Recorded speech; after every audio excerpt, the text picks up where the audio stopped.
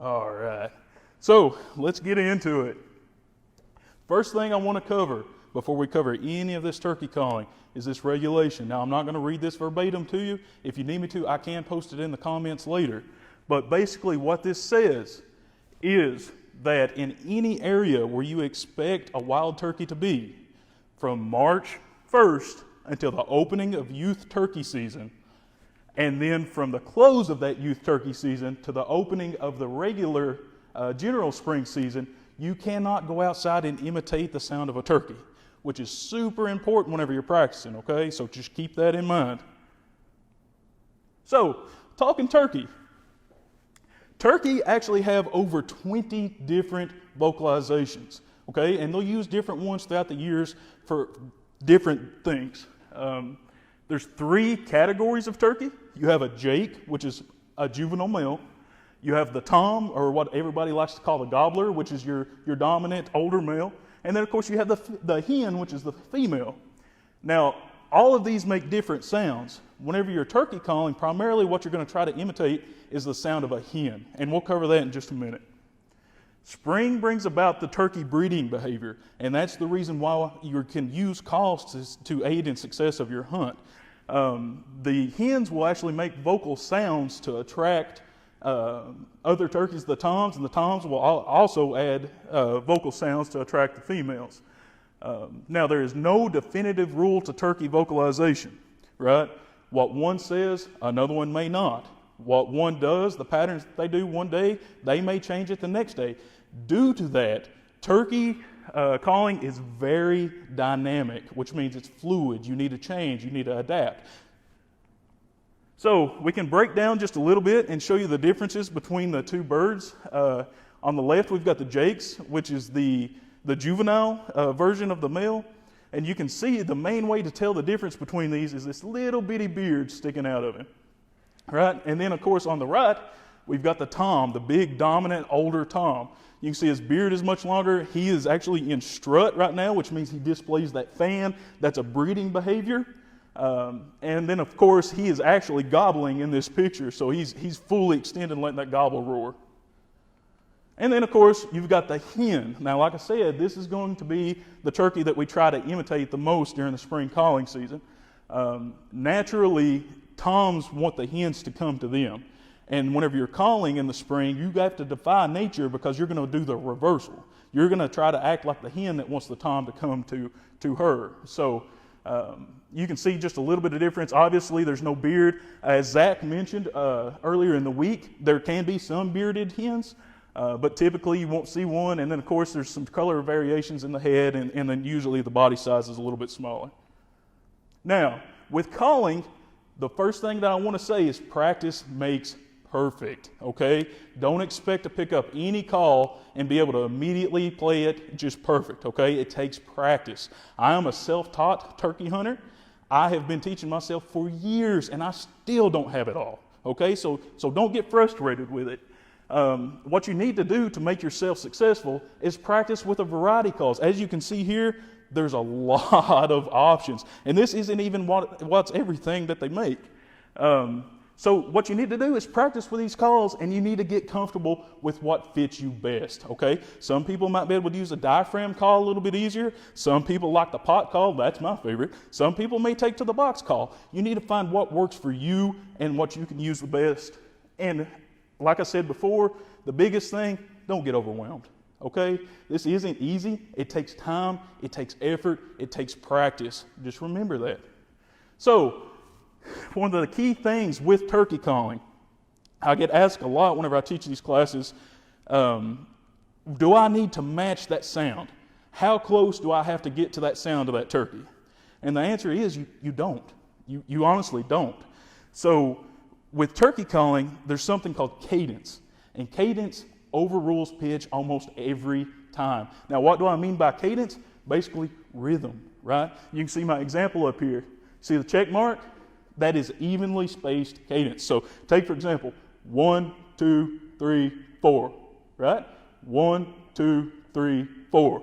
Now, you can see the other example, not 1, 2, 3, 4, or 1, 2, 3, 4. just evenly spaced calls. 1, 2, 3, 4. And we'll talk about that a little bit more whenever we cover the calls.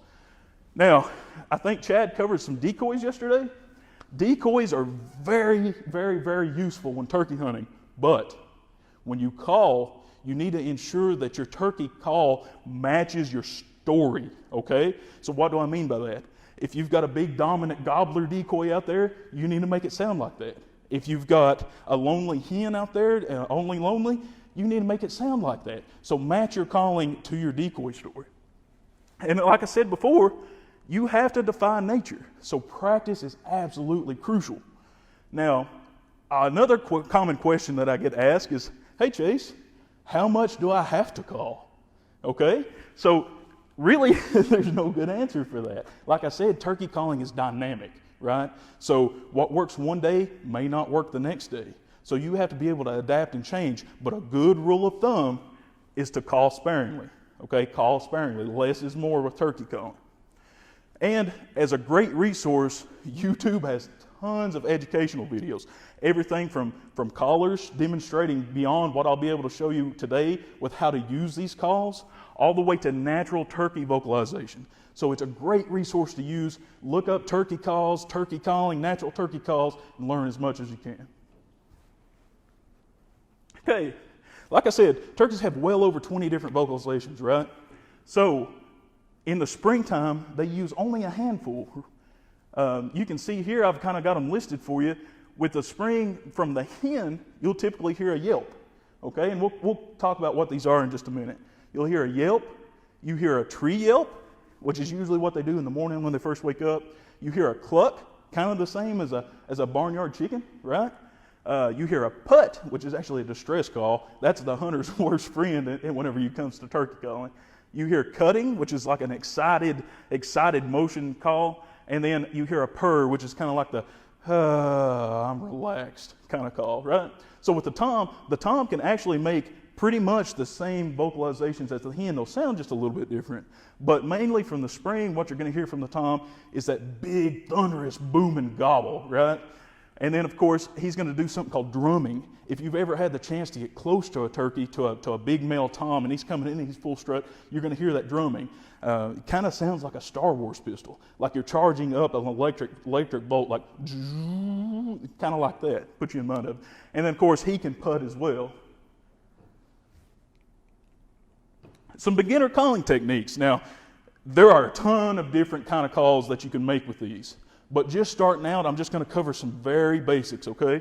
So your beginner calling techniques, the first one that you'll probably learn is the yelp. That's probably your most utilized, and to be honest with you, can be the only call that you need during the spring. It's a natural localization call that comes from a hen. It's kind of like, hey, I'm over here, where are you? And then the one will answer with another yelp. Hey, I'm over here, where are you? Right? The yelp is typically the answer to the tom's gobble. To make a yelp, you begin at a very high note, and then you quickly drop. You quickly drop pitch. So think of the karate chop, chop, just like that. Okay, and I'll show you how to do it in just a minute. And then, of course, like I said, you've got the cluck. This is a short one note, just cluck, cluck, cluck, cluck sound, right? And that's just kind of the turkey letting them know, hey, I'm over here. I don't care if you know it or not. And then, hey, I'm over here. It's fine. They kind of just let do that so that they let everybody else know where they are. Think of it as a game of Marco Polo, right? Everybody's got their eyes closed. Everybody don't know where everybody's at. Marco Polo, kind of like that. Now a cut's the other call that we're going to talk about. This is a very aggressive location call, all right? Like I said, it's usually when the turkey gets really excited, really pumped up. Now, a cut, if used incorrectly, can backfire. And the reason why I say this, turkeys will cut whenever they're in distress. Whenever they get scared, they're like, oh no, they'll start cutting, right?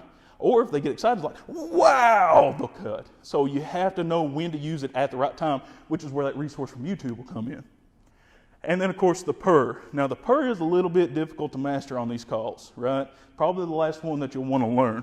But the purr is just that relaxed, just, right? Just like you're sitting down on a big comfy couch. So female hens will actually use this when they're ready to breed. It's kind of like their okay signal.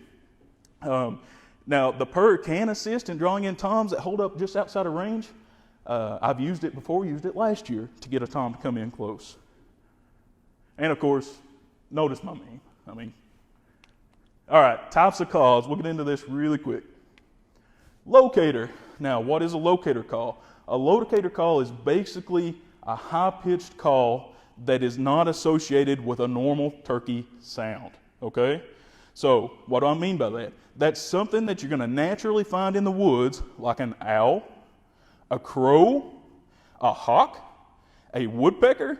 They even make peacock calls, right? It's just a loud, piercing noise that's not typically made by a turkey. And what that locator call does is it gets a response called a shock gobble. These male birds are so hyped up on hormones, so ready to gobble at anything that makes a loud noise that they just involuntarily just let it explode, right? So when you hit a locator call, right? That turkey hears that and he just busts out with a big shock gobble. He can't help it. It startles him. It's almost like you're getting woke up from a dead sleep. Just whoa, right? And he lets it go.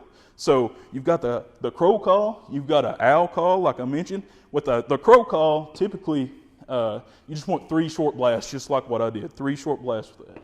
With the owl call, it gets a little bit different. And you can see there's 2 different variants of owl calls. You've got this one, and then of course you've got the tube call, which I like a little bit better. Just because it fits me better, right? Remember I said find what works for you? With the tube call, what you want to do is basically say, who cooks for you, right? Just like that, just like that. And then you can even take a little bit more, like if you need to get a little bit louder, it's who cooks for you, who cooks for you all, right? Just like an owl. Just like that. Who cooks for you? Who cooks for you all? So those are the basic locator calls that you're going to find. Now, when do you want to use these? Well, it depends, right? Typically, you can see this gentleman is using this owl call, and it's before dayrise, right? It's before sunrise. And the reason for that, those turkeys are going to be roosted. And what roosting is where they fly into the top of the tree to avoid predators at night, okay? So whenever they wake up in the morning, whenever toms wake up in the morning, that's when they're the most vocal. They're listening for everything. They're trying to locate that hen. So what do? They just gobble their heads off. So that's the best time to use the locator call. Now, you can use locator calls at other periods in the day, like midday. I love to hit a crow call, but I won't hit an owl call. Remember, you want it to sound natural. Owls typically call in the morning. Crows will call all day, right? So just keep that in mind. And I think we've got a couple questions, so let's turn to them real quick before we go to the next call. We've got Lori who asks, what is the easiest call to use? Well, Lori, to be honest with you, it's going to be this friction call, this simple little friction call. These are super cheap, super easy to pick up, and super easy to use. Now, you're not going to get a lot of variances of calls out of this, but typically the yelp, which I said, that could be the only call that you need, it's real simple. You just push it. Just like that. That's the easiest call that you can use. We've got Isabella says, do you use different calls at different times of the day? It depends. Probably, absolutely, to answer that question. Like I said, turkey calling is very dynamic, and we'll get into that in just a little bit.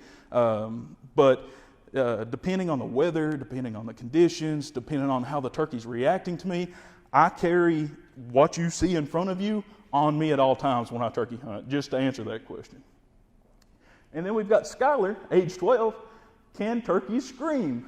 Well, to answer that question, probably in their version, right? I would consider a gobble probably to be the turkey equivalent of a scream, just that big thunderous, I'm just letting this bellow.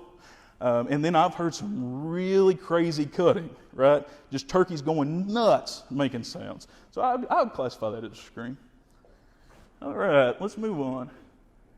So next, we've got the box call. Now, the box call, it works for beginners. It's a little bit harder to manage, I think. And there's tons of options with these box calls. You'll notice this is 2 different pieces of wood. This is a piece of poplar and a piece of western cedar. I think Chad talked about a little bit yesterday about how different woods make different pitch, and you'll notice that in box calls, there's tons of options, right? So with the box call, the biggest thing is you don't want to use this in the weather. You don't want to use it in the rain. You don't want to get it wet. And the reason for that, a box call takes chalk. And it's not typical chalk like sidewalk chalk, but special made chalk just for this box. And the reason for that, that chalk gives it friction. It gives it friction on this piece of wood. So when you drag this top lid across this box, you want it to vibrate against it. And then you'll get a yelp, just like that, right? Now, this call is very useful in situations where maybe you might have a distance issue. You really have to make a loud noise to get reached way out there to that turkey. Or maybe like if you're calling against the wind, you'll want to use a box call, right? Because it's really loud, really high pitched. Now, you are semi-limited in your calls with a box, right? So you've got the yelp, like I said, and then you can cluck. And to cluck, what I usually do is hold that call with my bottom fingers. I'll put my thumb up here as a stop. I will not touch the call, right, at the top of the call. But put your thumb up here as a stop, and I'm going to rest that lid against my thumb. Now, what I'm going to do, I'm just going to tap it, just like that. And you can do it in fast success to make a cut, just like that, and follow it up with a, just like that, right? So that's the basics of a box call. And remember, don't get it wet and keep chalk with you. Next, we've got friction calls. Now, these are my favorite, and in my opinion, probably one of the easier ones for people to use, right? Depending on your situation. Remember, like I said, find what works for you. We'll start out with this little push call, like I've already talked about. But basically, it is a piece of poplar, and it goes down against a striker, which is another piece of wood, and it's got chalk on it, just the same. And when it hits that piece of wood, they rub together, and it squeaks, right? Squeak sounds just like a female turkey. Okay. Now, with this one, you can make the yelp. You can purr if you do it very easily.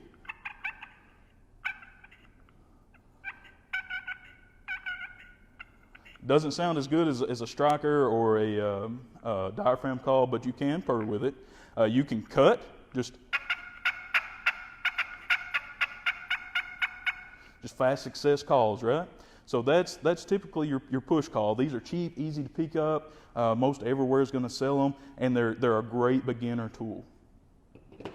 Next, we'll talk about my favorite, what's commonly called the pot and the peg, or the glass call, the aluminum call, slate, ceramic. There's a couple more materials that they make. Now, what's interesting about these, each one of these is going to make a different pitch, right? And also, each one of these are going to have different applicability. So, for example, like this glass call, I love the sounds of a good glass call. And I've got a rosewood striker. It's so fluent. So it sounds so natural, right? And it's easy to play. It's easy to get that 1, 2, 3, 4, 1, 2, 3, 4, right? So before we get into too awful much more calling with these, let's talk about how you keep these going, right? So you'll notice this call is all scratched up, right? And I think you saw Chad mention that you've got to burnish your calls yesterday. That's very true. Reason for that, you see up here where it's not, where it doesn't have any kind of friction. How about that? Absolutely nothing. These calls require friction to be able to vibrate, to be able to make that sound. Okay? So how do you get that? Well, that's a good question. You saw Chad use a special tool yesterday. I am not that fancy. And I'm not that, well, we'll just say not that fancy. So I like to just carry a piece of sandpaper, a piece of maybe 180 grit sandpaper. Another thing I like to carry, I steal my wife's dish scouring pads. So just cut them up into little pieces, and you can take and just abrade that surface, right? Get it good and scratched up, just like that. And that's going to give you that friction to be able to produce that call. Now, an important thing to remember whenever you're setting your calls is you never want to cross direction. Okay? So what I like to do, I'll pick my wording. Most of these calls will have some kind of wording, some kind of logo on them. and I will go in the direction of that word. So I will always, for the life of this call, I will sand it in this direction. I will never sand it in this. And the reason for that, whenever you do, you make a crosshatch pattern with those scratches, and it's going to throw off the sound of your call. So always in one direction. So that's, like I say, that's a glass call. Then you've got an aluminum call. Glass and aluminum, they'll work in the rain. Most of them work in the rain, so I love to carry them. They typically have a higher pitch. They'll reach out a little bit farther. The aluminum is really loud, so I'll play this one kind of easy. But you can hear just the general difference between this call and this call, right? Then you get into the slate call. I love a slate call, especially whenever I get a turkey that's not far away and I need him to respond. In my opinion, the slate call makes one of the most fluent sounds that you can get, right? So with the slate call, you hear it's stone on stone with the striker, and it gives you more of a raspy, natural sound. But remember, sound's not important. Cadence is. Now with the slate call, it is a little bit easier to do the purr, right? So with the purr, with this, what you want to do is take this striker, place it against the call, and with any of these calls, you want to place the striker at an angle. A lot of people like to take this and try to do this. That's not going to produce a call. What you need to do is choke up on that striker, hold it just like you would a pencil. You hold the pot in your hand and you get it up off of the base of your hand. Don't hold it down here because you're going to mute the sound. But hold it up, and then you take that pinky finger and you wrap. You wrap that call right around like that. Now you see how my fingers, the parts of my fingers are the only thing that's holding that call, right? So then I take my striker, place it down, hold it at that angle, and it may take a little practice to find the angle that best works for you, but you hold it at that angle, right? Just like that. So talking about the purr, with the purr, what you're going to do here is place it and you're going to barely drag it. Just let it skip across that surface.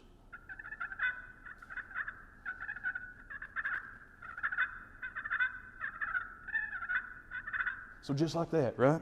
And I know I skipped the yelp, so we'll go over that real quick. With the yelp, what you want to do, remember, it's that chee-yop. So you're going to start up high. Up high, you get a louder pitch, right? Down low, you get a deeper pitch.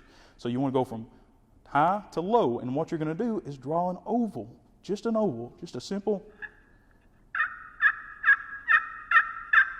And you hear how it goes from that high, drops down to the low real quick, just like that. So that's a slate call.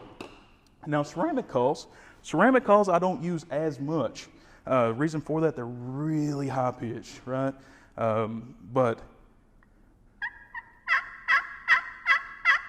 hear the difference? That is a loud call. Now, interestingly enough, about 4 or 5 years ago, I had a turkey that wouldn't respond to anything until I pulled this out, right? He hit this, and within, I would say, 5 minutes, he was to me. So certain calls work in different situations. Remember that. And then, of course, I always carry a variety of strikers. You can see this one. This is a carbon striker. It's not even wood. It's made out of carbon, right? Carbon strikers usually work with glass, but they can work on other calls. You hear the difference in that? Real shrill, right?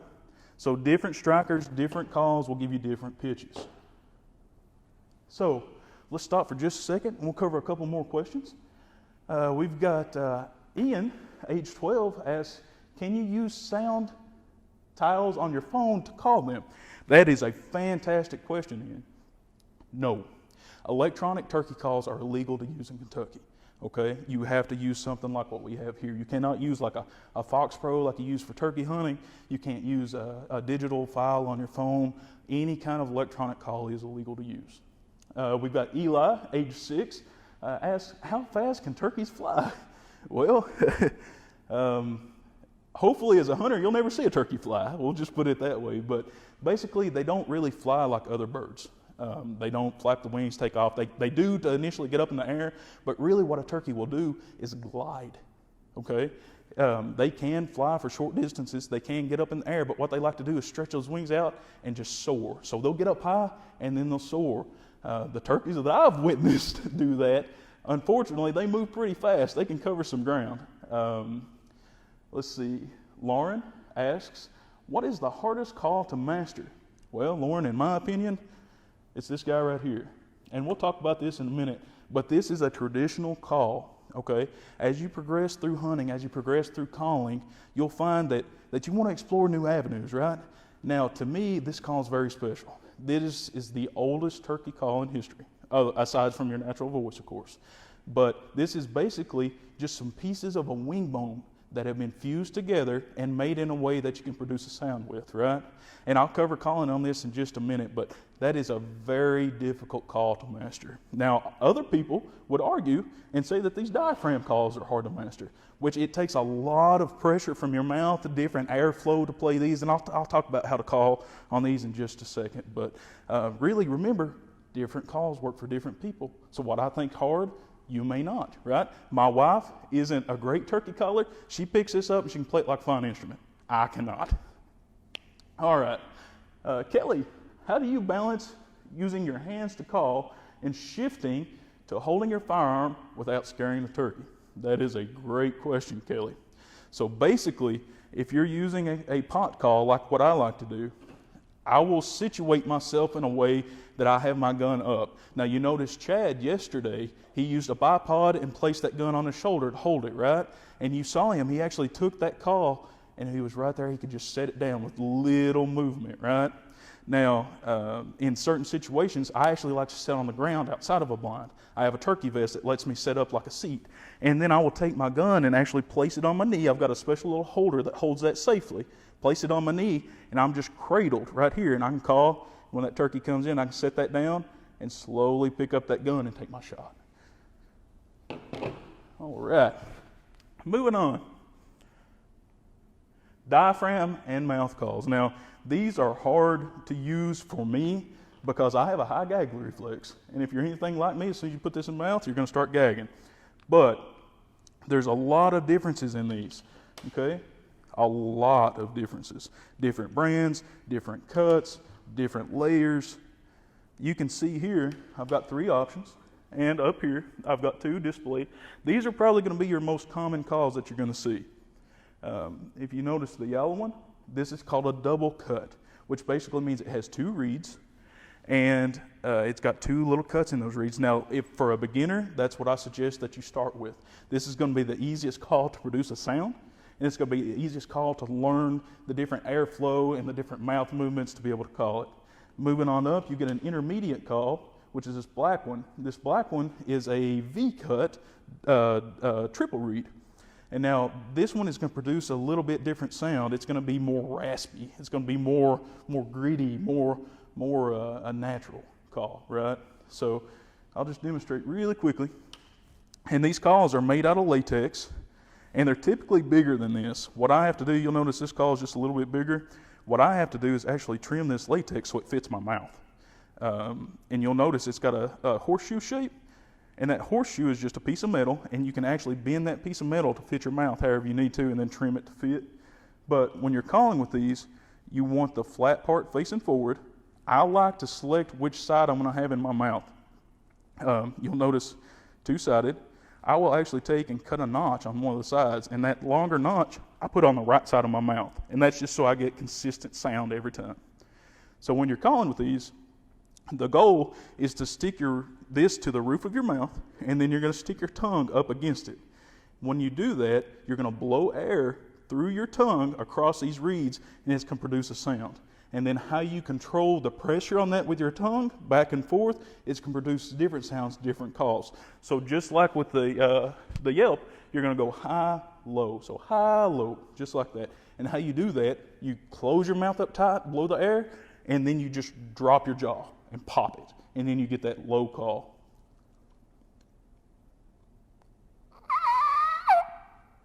Just like that, right? Just high, low.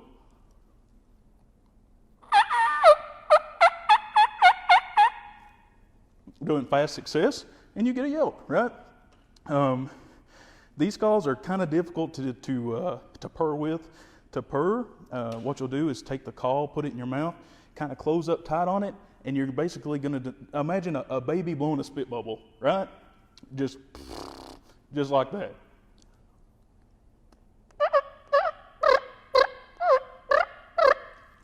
And that produces your purr. Now, for a cut, it's just a 1-note, simple, just cluck, cluck. Literally say the word cluck. Just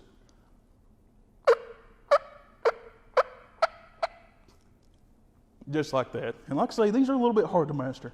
Now, back to that question about going hands-free with getting your gun when the turkey comes in. That's where these come in the most handy, right? Because these are completely hand-free calls. You can just pop it in your mouth and you got your hands to do whatever you need to do. All right. Moving on. Now, these are very dynamic. The reason for that, you've got the traditional wing bone calls, like what I've got here today, and then you've got the modern version. Now, these are some of the easier to use calls because you just have to blow in them, right? They're just tube calls. Different ones make different pitches. You can see this one. You've got the cutting, so that's used to cut with.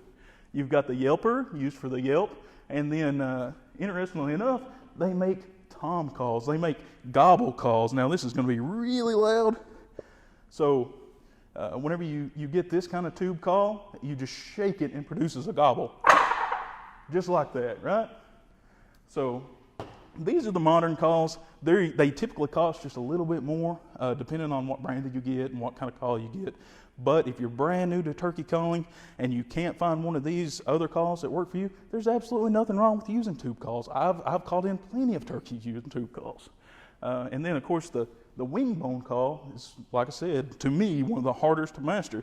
To use this call, you take it, and you'll notice I've got a kisser button up here. And what I'm going to do is put my mouth to this. And I'm literally going to kiss it. I'm going to, just like that.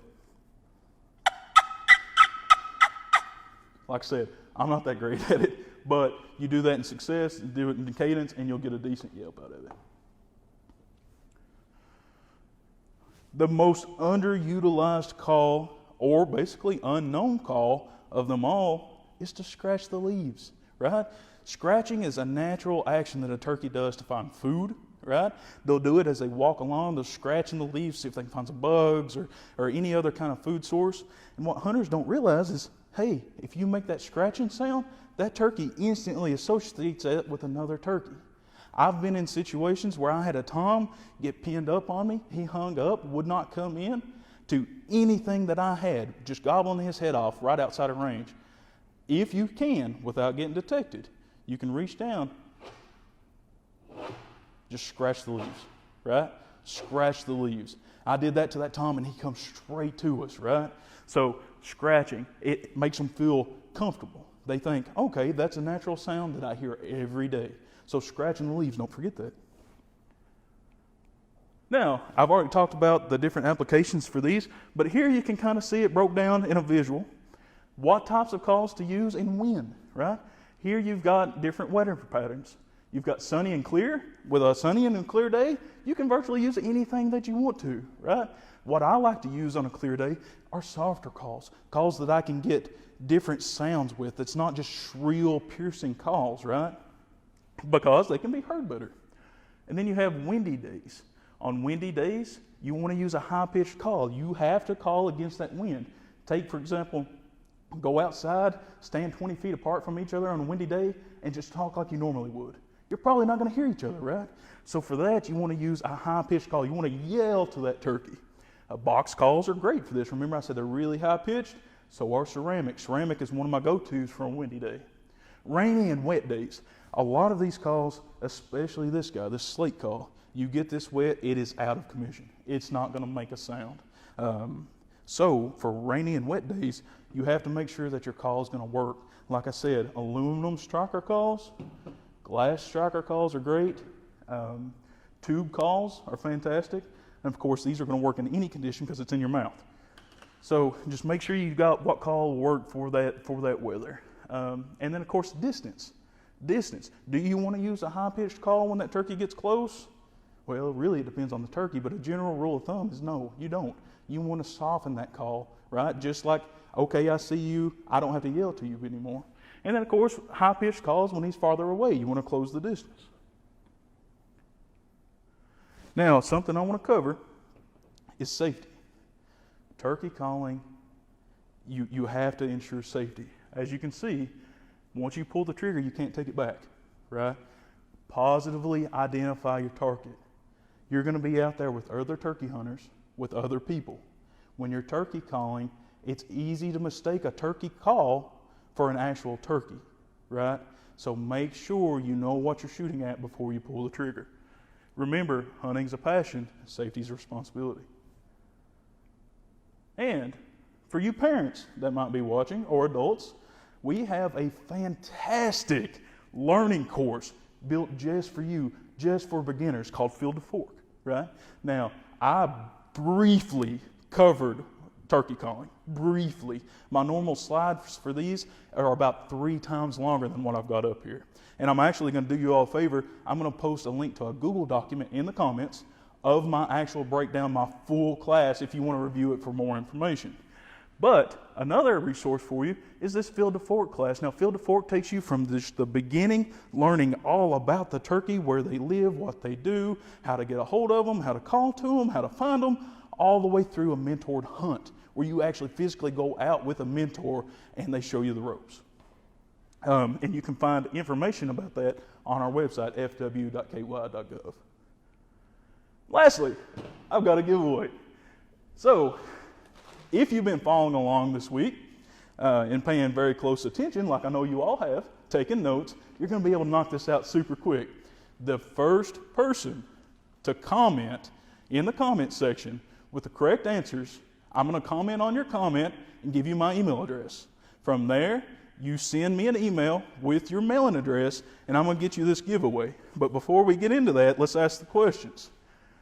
Number 1, what explosive tool do biologists use to catch wild turkeys for research? Number 2, what's the best yardage for placing decoys? And that's from you, from placing decoys from you. Number 3, which choke makes the tightest shot pattern? And of course, I hope you were paying attention to mine.